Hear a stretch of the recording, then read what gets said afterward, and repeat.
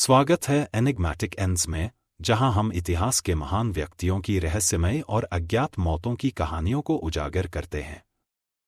आज हम भारत के एक सबसे प्रतिष्ठित और रहस्यमय आध्यात्मिक गुरु रमण महर्षि के अंतिम अध्याय की ओर यात्रा करेंगे। कैसे इस असाधारण संत, जो अपनी गहरी बुद्धिमत्ता और शांत उपस्थिति के लिए प्रसिद्ध थे, ने अपनी जीवन यात्रा का अंत किया? क्या उनके इस दुनिया से जाने में कोई गहरी आध्यात्मिक रहस्य छिपा था? आइए हम साथ मिलकर इस रहस्य की परतों को खोलें। रमण महर्षि का जन्म 1879 में तमिलनाडु के छोटे से गांव तिरुचुजी में हुआ था। बाल्यकाल से ही उन्होंने संसार से एक गहरी उदासीनता दिखाई थी। लेकिन 16 साल की उम्र में एक अचानक और अवर्णनीय अनुभव ने उनकी जिंदगी को हमेशा के लिए बदल दिया। मृत्यु का सामना करते हुए उन्होंने डरने की बजाय इसे स्वीकार किया। उस क्षण में उन्होंने आत्मा की शाश्वत सच्चाई को अनुभव किया, जो उनके जीवन का शेष हिस्सा आकार देने वाला था। उस दिन के बाद रमण महर्षि पहले जैसे नहीं रहे। उन्होंने घर छोड़ दिया, अरुणाचल पहाड़ की ओर यात्रा की और सालों तक ध्यान में चुपचाप समय बिताया। धीरे धीरे दुनिया भर से साधक और अनुयायी उनकी ओर खिंचे चले आए, उनके गहन आध्यात्मिक व्यक्तित्व और आत्म साक्षात्कार और शांति के संदेश से प्रेरित होकर। लेकिन जैसे जैसे हम रमण महर्षि के जीवन के अंतिम वर्षों को गहराई से देखते हैं, हम एक कहानी पाते हैं जो उतनी ही रहस्यमय है जितनी कि यह प्रबुद्ध है। 1948 में रमण महर्षि के बाएं हाथ में एक ट्यूमर पाया गया, जो बाद में कैंसर में बदल गया। शारीरिक दर्द और उनके अनुयायियों की चिंता के बावजूद उन्होंने असाधारण शांति बनाए रखी।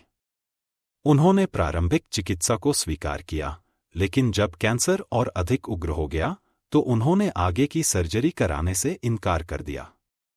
उनके लिए शरीर केवल एक साधन था, अस्थायी और अंततः नष्ट होने वाला। उन्होंने कहा, इस शरीर से इतनी मोहब्बतता क्यों? इसे अपने मार्ग पर जाने दो। हालांकि उनकी शारीरिक स्थिति धीरे धीरे बिगड़ती गई, लेकिन उनकी आध्यात्मिक ऊर्जा कभी क्षीण नहीं हुई। अंतिम क्षणों तक लोग उनके चारों ओर एक अवर्णनीय शांति महसूस करते थे।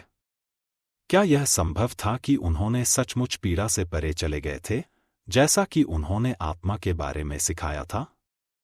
वे घंटों चुपचाप बैठे रहते थे, दर्द की कोई प्रतिक्रिया नहीं थी। क्या यह उनकी आध्यात्मिक सिद्धि का प्रमाण था, या इसके पीछे कुछ और था जिसे हम शायद कभी पूरी तरह से समझ नहीं पाएंगे?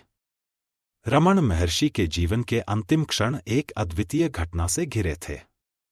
यह 14 अप्रैल 1950 की शाम थी। उनके अनुयायी जब उनके जाने के दुख में डूबे थे, तब आकाश में एक उज्ज्वल प्रकाश दिखाई दिया, धूमकेतु जैसा एक तारा जो अरुणाचल पहाड़ के ऊपर से गुजरकर गायब हो गया। उसी क्षण महर्षि का श्वास थम गया और वे, कई लोगों के विश्वास के अनुसार, अंतिम मुक्ति की अवस्था में प्रवेश कर गए, अनंत में विलीन हो गए। यह दिव्य घटना, जिसे कई लोगों ने देखा, उनके अनुयायियों को स्तब्ध कर गई। क्या यह उनके आत्मा के ब्रह्मांड के साथ मिलन का संकेत था, या उनकी अंतिम मुक्ति का कोई दिव्य संदेश? उनके अंतिम शब्द अत्यंत शांति के साथ कहे गए थे। वे कहते हैं कि मैं मर रहा हूं, लेकिन मैं कहीं नहीं जा रहा हूं। मैं यहां हूं। ये शब्द, सरल लेकिन अत्यंत गहरे, उनके अनुयायियों के हृदय में स्थायी रूप से अंकित हो गए। ये शब्द उनके शिक्षण का सार बताते हैं, सच्चा आत्मा जीवन और मृत्यु से परे है, समय और स्थान से परे। लेकिन क्या वे सचमुच कहीं गए थे? या आज भी वे अरुणाचल की शांति में, सत्य की खोज करने वालों के दिलों में महसूस किए जाते हैं? रमण महर्षि ने इस दुनिया को उसी तरह शांति और विनम्रता से छोड़ा जैसे उन्होंने जिया था, और फिर भी उनकी मृत्यु आधुनिक आध्यात्मिक इतिहास की सबसे रहस्यमय घटनाओं में से एक बनी हुई है। उनके शिक्षण आज भी आत्म साक्षात्कार के मार्ग पर साधकों को मार्गदर्शित करते हैं, लेकिन उनके अंतिम श्वास का रहस्य अभी भी हवा में लटका हुआ है, हमें ध्यान और जिज्ञासा की ओर आकर्षित करता है। क्या उनका प्रस्थान एक और शिक्षा थी, अस्तित्व के बारे में एक और गहरा सबक? या इसके पीछे कुछ और था जो शायद हम अज्ञात के किनारे खड़े होकर कभी पूरी तरह से समझ नहीं पाएंगे?